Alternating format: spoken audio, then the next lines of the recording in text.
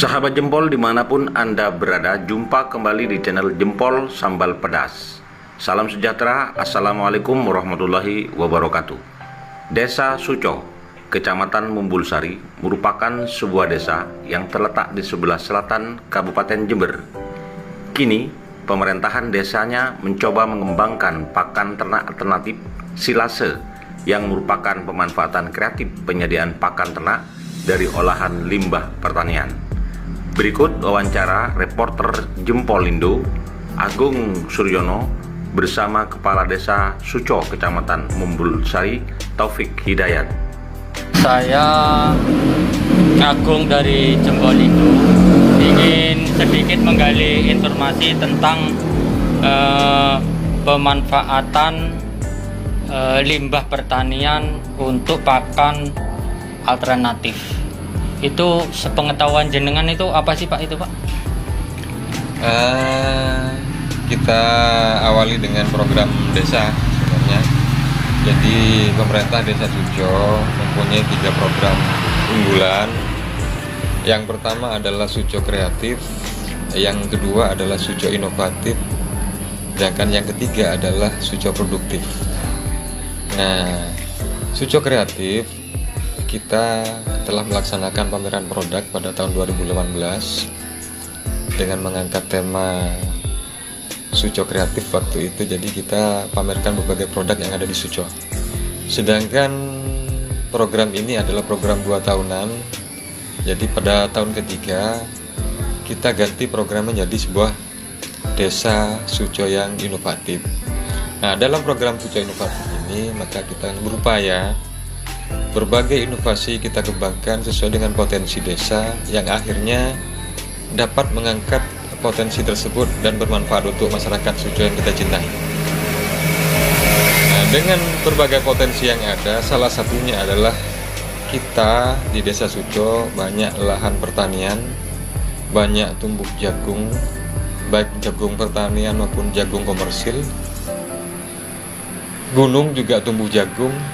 Nah, berdasarkan inspirasi tersebut, kami berpikir kenapa tidak pohon jagung ini yang sudah menjadi limbah, habis ditebang, artinya habis dipanen, ini tidak dimanfaatkan. Kami merasa aman kalau limbah ini dibakar begitu saja, limbah ini dibuang begitu saja. Oleh karena itu kami mengajak generasi muda berkarya, berinovasi, bisa memanfaatkan limbah tersebut menjadi pakan alternatif pada ternak-ternak kita.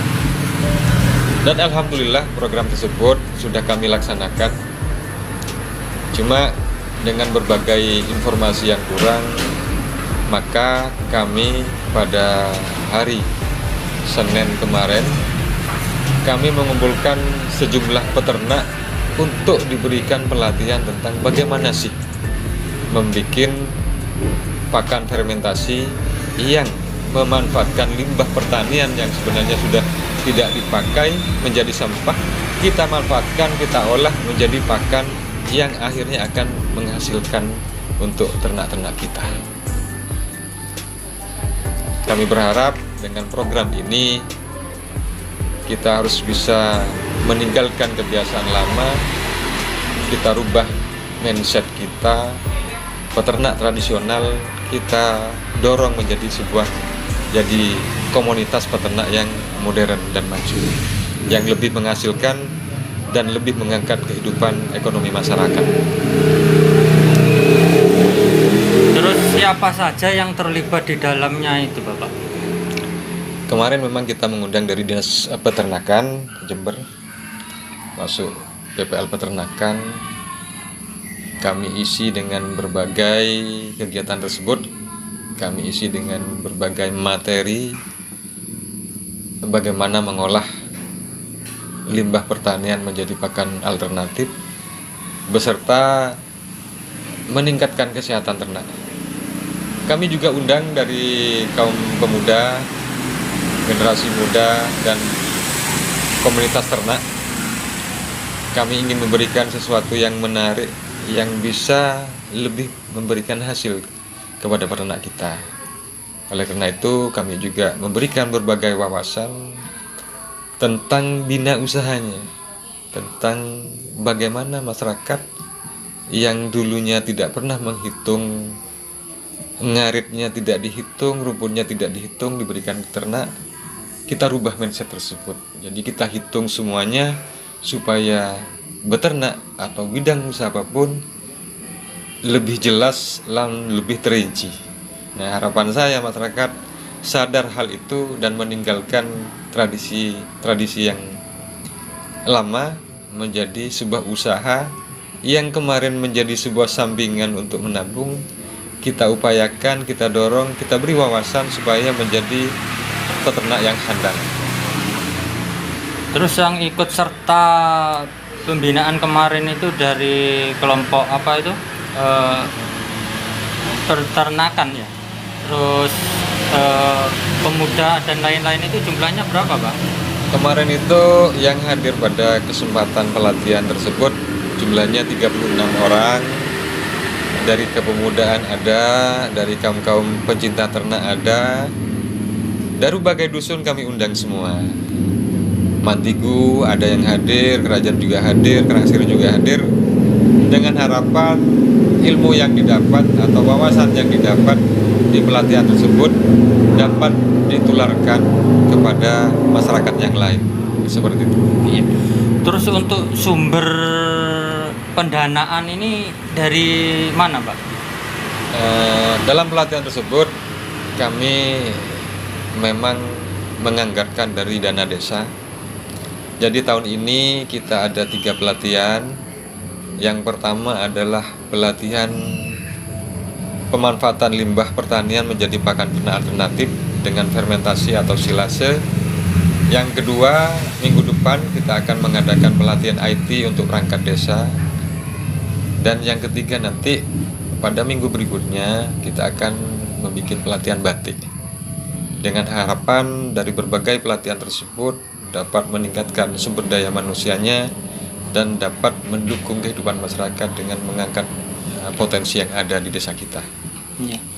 Terus bagaimana sih, Pak, ide-ide ini bisa terbangun? Sebenarnya kita tetap melalui proses.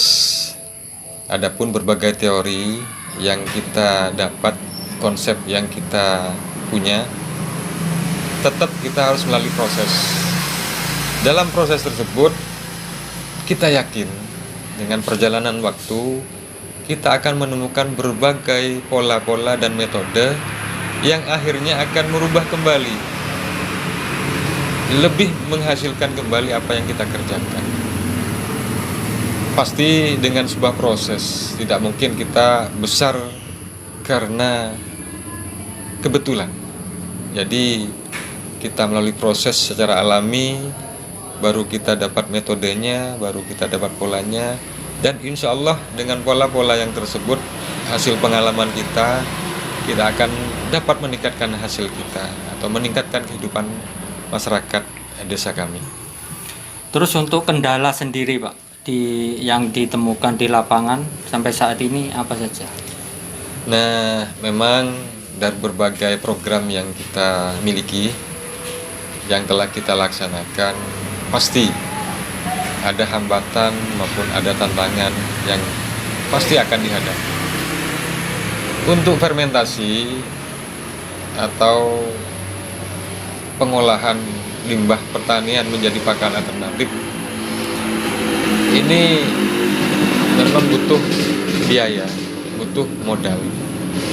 Yang menjadi hambatan utama kalau diterapkan di tengah masyarakat ini adalah packing atau pengemasan, di mana hasil proses, artinya hasil chopper atau penggilingan bahan yang telah kita siapkan, setelah itu kita tambah probiotik, dedak dan bohong juga digiling, dijadikan satu, dicampur aduk, baru dimasukkan dalam packing atau tong pengemasan.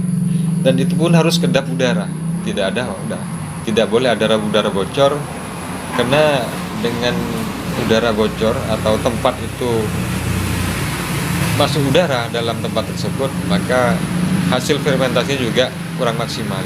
Yang menjadi kendala untuk masyarakat adalah sejumlah kemasan atau sejumlah pengawetan tersebut ini yang mungkin masih ada hambatan, ada kesulitan.